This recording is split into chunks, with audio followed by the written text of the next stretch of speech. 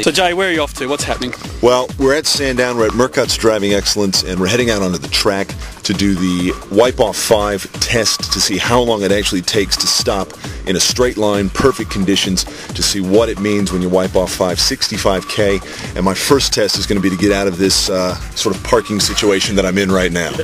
Now, your confidence, what was your confidence rating out of 10? I rated it an 8.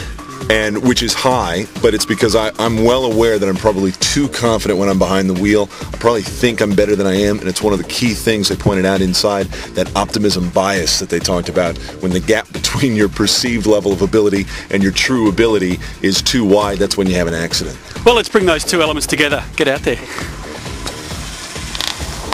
Okay, about to head off on our first stop-go test. So we're going to do the 65k an hour Wipe-Off 5 test. So we'll see how the Orion goes. We've got ABS here, so the trick for me is going to be just to absolutely stamp that pedal through the ground and let the ABS do the work. I'll still be able to steer and do everything else, but for the non-ABS equipped cars, it does come down to your own personal control. All right, we're off. And temptation's taking hold, but through the pain and the suffering, through the hiding and trembling,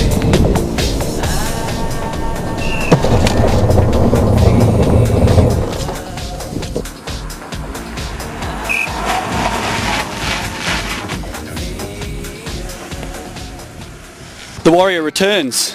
Chastened? Very much so. Very deflated, very humbled. And I learned that I wasn't even sitting in my car correctly. Yep. I wasn't. I'll show you the way that I used to sit and used to drive,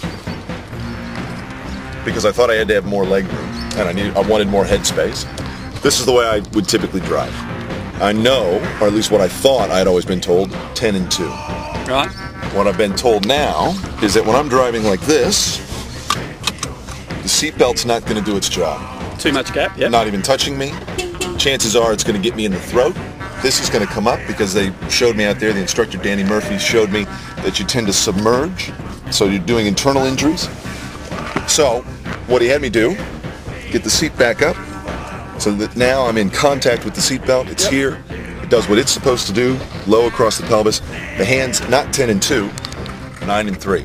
Okay. Takes a lot of getting used to. Mm-hmm. And we did the Wipe-Off 5 drill out there, and I'm sorry to say that I've killed a comb. In fact, I've probably killed a couple.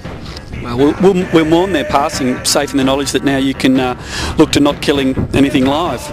Scary times though, Jay? Scary times? It is. It's a little nerve-wracking. There's a lot to remember, and it's all important stuff. But the thing is that there are little things that you can focus on to improve your driving. And I've got a lot of work to do. And I just know that I need to pay more attention. I need to be more aware of what I'm doing at all times and really be conscious of the fact that this is the most dangerous thing I'm going to do today. Yep.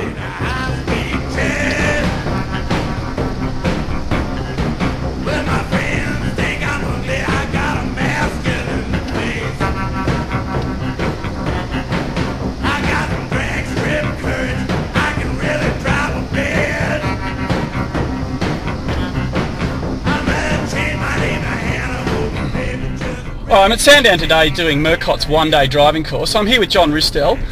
Now, John, your role out here is not just as the trainer, but you also lead the groups.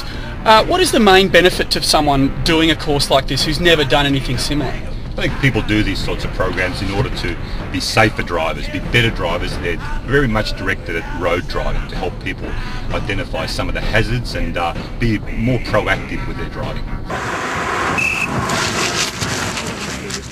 Mind you, we're also doing 60 kilometres an hour, aren't we? Has that made a difference?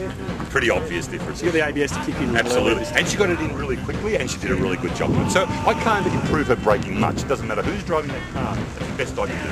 All right? You still have that reaction time issue. Now, the only way she can stay safe out there is not rely on that, but to rely on all those other things. Mitch, would you, if you were to bring in a course purely for young drivers, would you tailor it to their needs? Is there a greater need that they have that other drivers don't have? Yeah, there's certain issues that the young drivers should be addressing. Fatigue is a big factor for them. The types of cars that they're driving. There's a number of issues that are specifically would be tailored for young drivers as opposed to a general course. We're not all car enthusiasts, that's the bottom line. I mean, some of these people have no interest whatsoever in cars, but unfortunately, unless they do a program like this, they don't have the opportunity to address some of those issues. This is what we're trying to provide with these programs. It's not about teaching people to become race car drivers or anything like that. It's just about opening their eyes to some of the things that car enthusiasts take for granted, but people who aren't particularly interested in motor racing or motoring need assistance with. They need the opportunity to come along to this sort of program and be helped along with these sort of issues.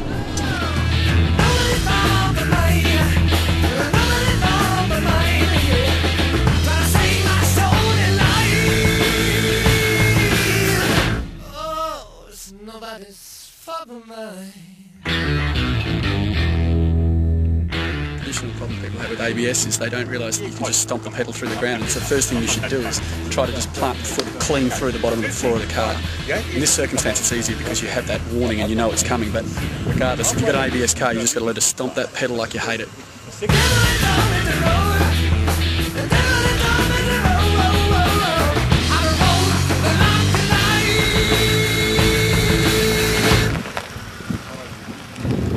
That's how it's done.